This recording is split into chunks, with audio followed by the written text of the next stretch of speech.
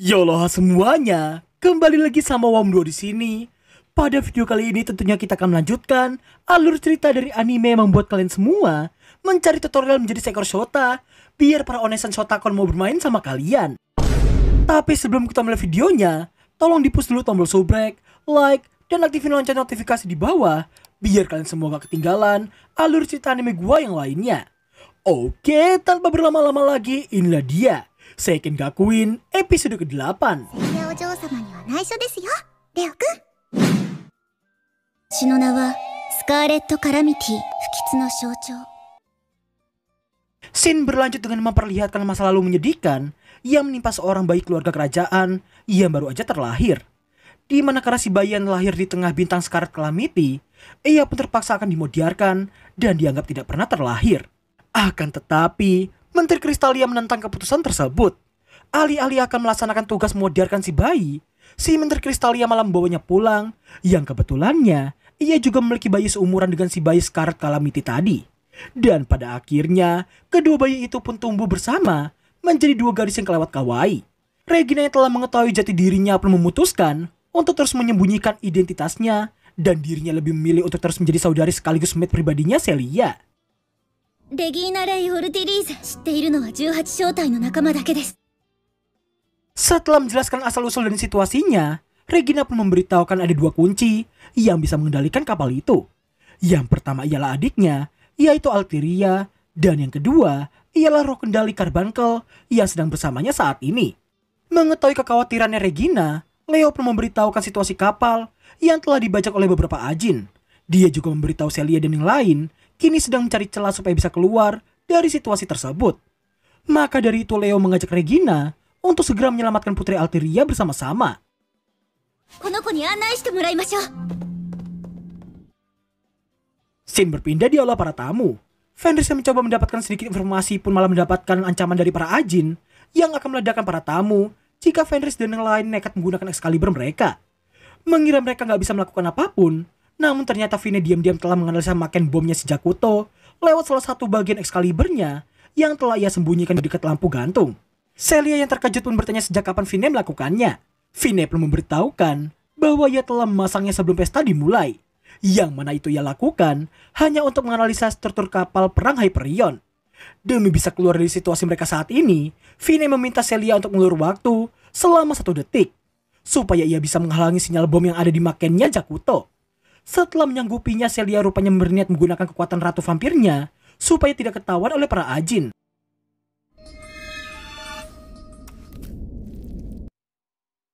Sementara itu, Leo dan Regina yang telah sampai di ruang kemudi pun tak dapat menemukan siapapun di sana. Setelah mengetahui target tujuan yang telah dikunci, Regina yang merasa nggak bisa melakukan apapun. Hal itu jelas langsung dibantah oleh Leo yang merasa Regina hanya tinggal menghubungi Altiria lewat Carbuncle. Regina yang takut identitasnya akan terbongkar, namun Leo meyakinkan bahwa saat ini bukan waktu yang tepat untuk memikirkan hal tersebut.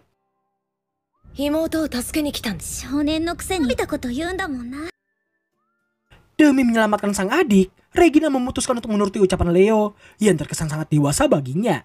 Setelah memejamkan matanya, ia pun mencoba untuk menghubungi Altiria dengan cara yang hampir sama seperti telepati. 聞こえていますか？あなたは誰なの？通りすがりの精霊使いです。 Meski telah memberanikan diri, tapi Regina tetap takut dan berbohong bahwa ia hanya seorang sepunya pengguna roh yang kebetulan lewat di sana. Setelah mengetahui lokasi Altiria saat ini, Regina yang berniat langsung menolongnya pun langsung dihentikan oleh Altiria itu sendiri, di mana ia meminta supaya Regina memprioritaskan kapal Hyperion yang akan segera pergi ke palung para Void. Ia mengarahkan supaya Regina menghubungkan Carbuncle ke pusat kontrol yang berada di lantai terbawah. コントロールを奪い返してください。アクセスコードは Setelah memberitahukan arah tujuan kapal dan lokasi Altiria pada Leo, Regina yang bingung harus memilih menyelamatkan yang mana dulu, langsung ditenangkan oleh Leo, yang mana ia meminta Regina untuk pergi ke pusat kontrol, sedangkan dirinya akan pergi menyelamatkan Putri Altiria. 妹を頼みます。 Scene kembali ke aula tamu. Terlihat Celia yang saat ini sedang mengalirkan sejumlah darahnya ke arah Jakuto. Setelah itu, Celia dan Fine berniat melancarkan rencana mereka tadi. Namun ternyata, rencana mereka pun turut disupport oleh Fenris dan juga Sakuya. 皿を落としてしまった。 Oh, sepertinya mereka berdua berniat mengalihkan perhatian para Ajin supaya rencana yang ingin dilancarkan oleh Celia dan Fine jadi semakin sempurna. Gersa yang ingin menghabisi Sakuya pun harus dibuat ketakutan setelah Elsa memperingatinya soal baju khas yang dipakai oleh Sakuya, di mana baju itu merupakan baju pendekar Auran yang terkenal akan kegilaan mereka yang tidak sayang nyawa sama sekali ketika sedang berburu para Void. Di saat pandangan para Ajin teralihkan, Celia pun langsung melancarkan aksinya tepat di saat Jakuto hendak mengaktifkan makin apel peledaknya.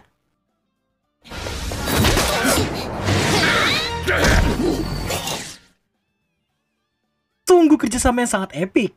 Mereka mampu membalikkan keadaan dan bahkan menekan balik para Ajin sampai bisa mereka tangkap. Sontak hal itu membuat para tamu jadi lega karena mereka bisa keluar dari situasi mencekam seperti itu. やってることに無理があると思わないの？まったく。 Sakuya yang khawatir pada Leo pun membuat Celia berniat langsung menghubunginya di saat itu juga. Namun sayangnya, sinyal transmisi yang terganggu jelas membuat tidak bisa menghubungi Leo sama sekali. Meski awalnya mereka mengira telah aman, namun situasi kapal yang kini telah memasuki palung Void jelas membuat mereka semua ketakutan, apalagi ketika ada beberapa Void yang kini telah naik ke atas kapal.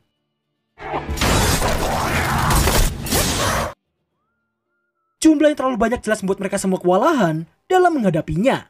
Namun di tengah itu semua, Celia pun terkejut karena Leo yang tiba-tiba menghubunginya. Celia yang kebingungan pun dijelaskan sama Leo bahwa gantungan kucing yang ia berikan sebelumnya merupakan aksesoris yang telah ia modifikasi untuk menjadi alat komunikasi mereka.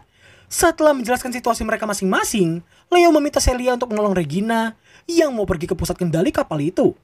Di lain sisi, Alteria pun harus dibuat ketakutan di saat Sarnak memberitahukan bahwa dirinya akan menjadi mainan bagi para orang sadis di dalam organisasinya.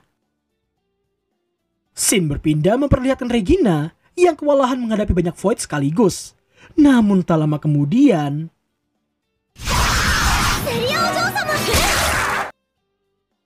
sedangkan di posisi Sakuya dan yang lain juga gak jauh berbeda dari yang dialami oleh Regina tadi. Meski Fenris dan Sakuya berhasil menumbangkan banyak sekali Void, namun serbuan itu tak kunjung mereda dan malah memunculkan satu Void besar yang bernama Brain Eater. Level yang jauh berbeda dari para Void ecek-ecek jelas membuat serangan Fenris jadi gak ada gunanya sama sekali. Namun karena gak pengen teman-teman yang terluka, Sakuya meminta mereka semua untuk menyerahkan Brain Eater padanya. Setelah menuruti ucapannya, nampaknya Sakuya yang berniat mengerahkan kekuatan sejati dari pedangnya itu. Dan ternyata...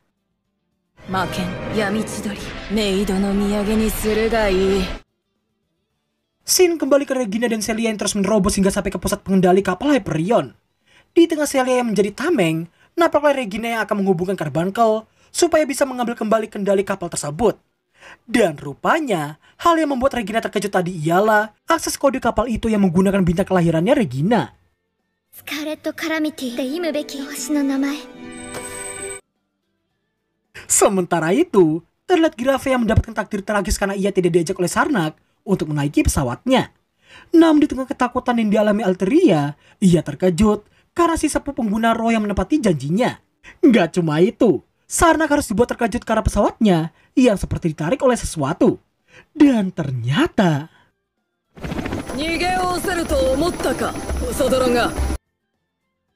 Scene kembali ke dalam aula. Terlihat Fine, Fenris, dan para tamu yang telah dipojokkan oleh segerombolan Void. Di tengah rasa ketakutan mereka, secara tiba-tiba ini yang terjadi.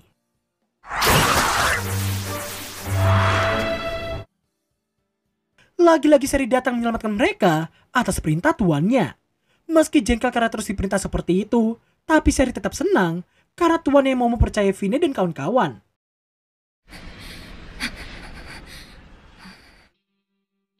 Dan pada akhirnya, kita akan diperlihatkan adu mekanik yang gak begitu epik antara Leonis sang Raja Iblis melawan maga ecek-ecek Sarnak. Sarnak pun langsung dibuat emosi di saat Leo mengaku sebagai Raja Iblis. Namun yang terjadi...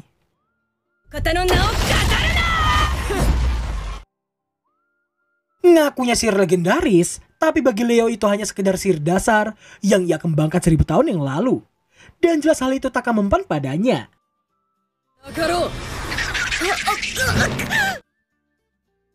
Singkat cerita, di saat Leo yang lagi menginterogasi Sarnak, ia yang terkejut karena Sarnak yang menyebut kata Dewi pun langsung menanyakan siapakah nama Dewi itu padanya. Namun tepat ketika Sarnak yang mau memberitahunya, secara tiba-tiba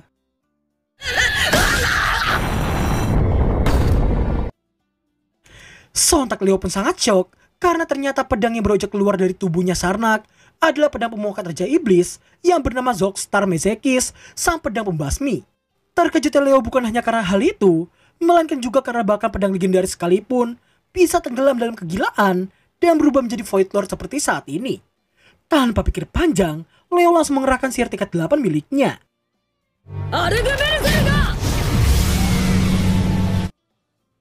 Wedan sekali, serangannya barusan malah diserap oleh Zogstar.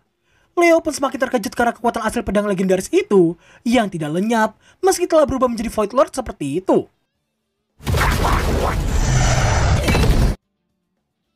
Di tengah Leo yang lagi kewalahan dalam menghadapi Zogstar sekaligus melindungi Alteria, Regina memperhatikan yang dari CCTV pun langsung berniat memberikan support berupa hujan tembakan dari segala arah.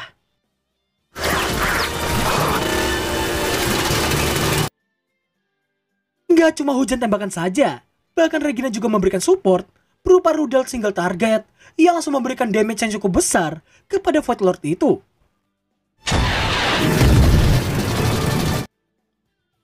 Rudal kedua pun diluncurkan, namun kali ini bukan ledakan yang keluar, melainkan waifunya Leo yang muncul dengan sangat epiknya.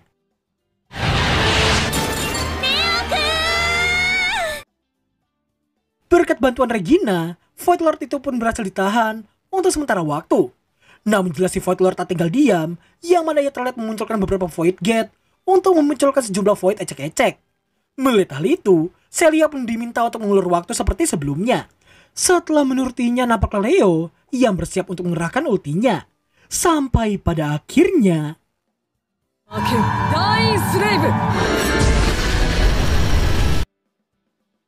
setelah insiden itu, Platon 18 dan juga Fenris terlihat mendapatkan rasa terima kasih mendalam dari Alteria. Fenris pun terkejut di saat Alteria yang juga ingin berterima kasih pada sosok pemuda pengguna Excalibur yang gak lain adalah si Leo. Celia pun memberitahu bahwa Leo saat ini sedang tidak enak badan dan harus beristirahat di asrama. Alteria yang juga ingin berterima kasih pada si sepuh pengguna roh pun harus dibuat bersedih karena Celia yang memberitahu orang itu gak dapat hadir karena suatu alasan. Namun dia sempat menitipkan satu pesan untuknya.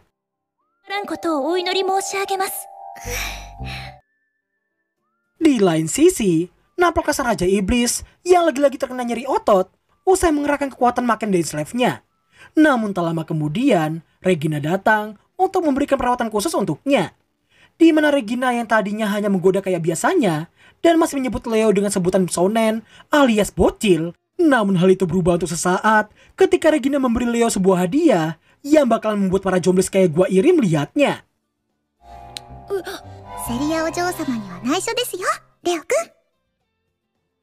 Dan berakhirlah alur cerita anime MC pembuat iri para jomblis episode ke-8. Sebelum kita masuk ke sesi baca komentar kita, gua minta saran ke kalian nama sesi yang bagus untuk sesi baca komentar yang satu ini. Coba komen di bawah ya guys. Nah, saatnya kita semua buka sesi baca komentar di video Konyaku kemarin. Komentar pertama datang dari fans Swam 2. Widih, cakep bener nih nama. Keren lu bre. Dia komen 2 pertanyaan. Yang pertama, mungkin maksudnya itu anime pertama yang gue tonton kali ya. Dan yang kedua, judul anime pertama yang gue suka. Menarik. Jawaban untuk pertanyaan pertamamu itu bakal gue jawab dengan mengesampingkan anime umum aja ya. Anime pertama yang gue tonton adalah Himoto Umaru-chan season pertama di tahun 2015. Karena jujur aja, di tahun segitu gue baru jadi wibu. Itu pun karena virus yang disebarkan oleh sahabat wibu gue saat itu. Lalu jawaban untuk pertanyaan keduamu adalah Chibi Maruko-chan sama Hamtaro. Karena kedua anime ini menjadi 2 hal terspesial yang menghiasi masa kecil gue dulu.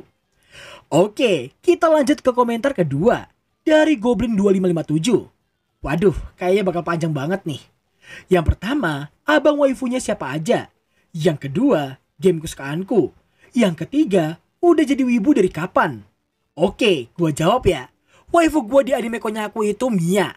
Karena aslinya gua itu pecinta kucing. Yang kedua, gua suka game bertipe open world kayak Tower of Fantasy ataupun Genshin Impact. kadang juga suka ngefollow sama si Cak Movie, dan sesekali main MLBB sama Bang Ultra. Sedangkan jawaban ketiga gua, seperti yang gua sebutin di pertanyaan pertamanya si fans POM 2 tadi. Dari 2015, yang berarti gua udah jadi wibu selama 8 tahun lamanya. Wow, cukup lama sih ya. Oke lah, mungkin cuma 2 ini aja yang bisa gua masukin, karena durasi closing ini yang udah kepanjangan banget. So thanks for watching, dan sampai jumpa di episode berikutnya. Bye bye.